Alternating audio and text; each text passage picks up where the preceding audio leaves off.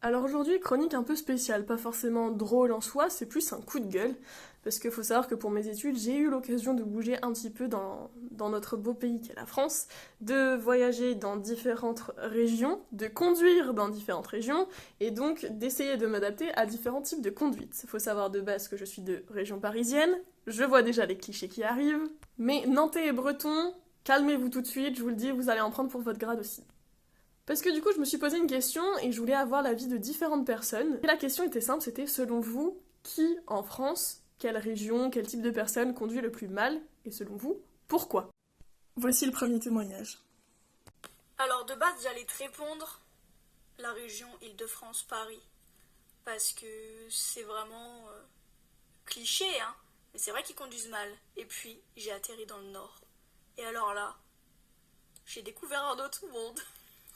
C'est chaud, il colle au cul, il roule vite, hein. Et tu sais, t'as pas le droit à l'erreur.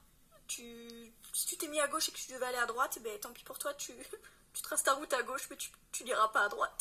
Donc oui, les régions du Nord, vous êtes aussi dans le collimateur de certaines personnes, mais vous êtes loin d'être les seuls. Pour moi, les Nantais devraient avoir une palme d'or, notamment pour la prise des ronds-points, parce qu'ils ne savent clairement pas les prendre.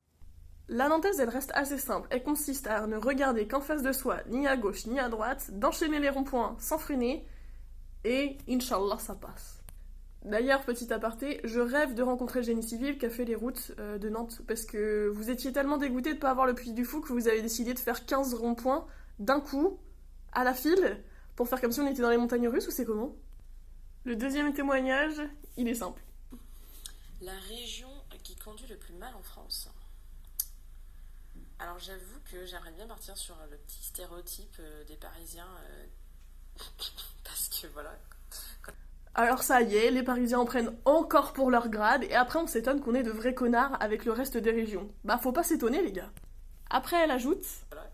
Quand tu habites en Bretagne, c'est plutôt calme, et ensuite tu te ramènes à Paris et c'est le bordel. Alors tu m'étonnes que c'est calme en Bretagne, parce que bande d'alcoolos, vous êtes tellement bourrés que c'est déjà compliqué pour vous de trouver les clés de votre voiture et de démarrer. Je plaisante. Pas du tout. Peut-être que si. Absolument pas. Elle ajoute... Je comprends même pas la logique en fait. Genre, je te parle même pas de ce fameux rond-point, tu vois, sur l'Arc de Triomphe. Non, mais là, c'est. Je comprends même pas, j'arrive même pas à m'imaginer comment est-ce que tu peux passer là-dedans sans rayer ta voiture ou sans cogner quelqu'un, quoi. Alors ça s'appelle le talent, tout simplement. Parce qu'on a beau critiquer les Parisiens en disant que nous sommes de très mauvais conducteurs, faut savoir que le rond-point de l'Étoile, c'est l'endroit où il y a le moins d'accidents à Paris, parce que tout le monde rentre dans le flot, quand tu rentres, t'es obligé d'y aller, et honnêtement, c'est notre attraction, d'accord? On s'amuse bien dans ce rond-point. Donc je comprends qu'il fasse peur, mais autant vous dire que l'enchaînement de ronds-points à Nantes me fait plus peur que ça. Un autre témoignage aussi intéressant qu'il soit, elle me dit ça. Alors, à la question qui roule le plus mal en France et pourquoi, j'ai envie de répondre souvent des hommes. J'ai pas envie d'être sexiste, mais c'est ce que j'ai observé. D'une trentaine d'années, qui te redoublent une fois que tu les as doublés parce que ça les énerve. Je pense que c'est des personnes qui de base pourraient très bien conduire, mais qui s'énervent facilement, qui veulent se la péter parce qu'ils ont des belles voitures ou pas d'ailleurs, ça dépend. Bah alors messieurs, bah enfin, qu'est-ce qui vous arrive? On essaye de draguer de la petite minette en appuyant sur le champignon. Pourtant c'est bizarre, on m'a toujours dit femme au volant, mort au tournant. Visiblement, c'est pas si vrai que ça. Elle ajoute ensuite... Vraiment une catégorie à part entière, parce que je pourrais pas les nommer, à part si on les appelle les kékés. Donc voilà, messieurs, je suis désolée, vous serez pour nous maintenant des fameux kékés. Kékés des villes, kékés des plages, appelez ça comme vous voulez. Quoi qu'il en soit, c'est un problème qui sévit de plus en plus en France. Bon, je me devais évidemment de mettre quelques témoignages de la jante masculine après cet affront incroyable qui pourrait heurter l'ego de certains. Ah bah pour moi c'est clairement Marseille, hein. Entre les petites ruelles, les sens interdits dans tous les sens, les mecs qui prennent les motos qui prennent les rues à contresens. C'est du n'importe quoi cette ville. La conception des routes dans cette ville, la circulation, c'est une catastrophe. Bah, fatalement, par voie de conséquence, ça se répercute sur la conduite. Et les gens conduisent n'importe comment. C'est du n'importe quoi. Pour moi, on va dire que ça se bataille en ce qui concerne les aptitudes à la conduite entre Paris et Marseille. Pourquoi entre Paris et Marseille? Parce qu'à Paris, les gens en ont rien à foutre, hein, concrètement. Ils ont l'impression que Paris leur appartient. Ils sont très pressés surtout. Et du coup, ils manquent de civilité. Voilà, ils manquent de civilité au volant et ils foutent le bordel. Il suffit de se retrouver sur le rond-point de l'Étoile pour savoir à quel point c'est compliqué de conduire à Paris.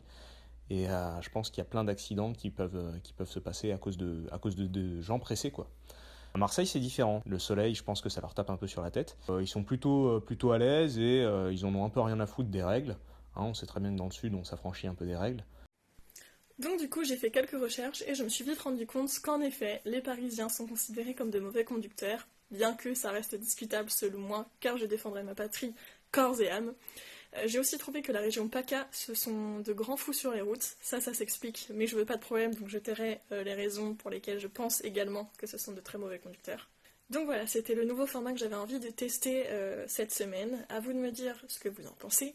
C'est vrai que ça change totalement de ce que j'ai l'habitude de faire, mais ça me permet aussi d'avoir plus d'interaction avec notamment les élèves de cette école, de pouvoir parler de plein de sujets, et c'est toujours intéressant d'avoir les avis des autres, et de pouvoir avoir une plus grande interaction, donc ça permettrait sans doute d'avoir encore plus d'attrait de la part des autres pour le podcast. Donc si vous avez quelconque idées, propositions, n'hésitez pas à les mettre dans les commentaires sur YouTube ou même de nous envoyer des messages, ça nous fera toujours plaisir. Voilà, merci.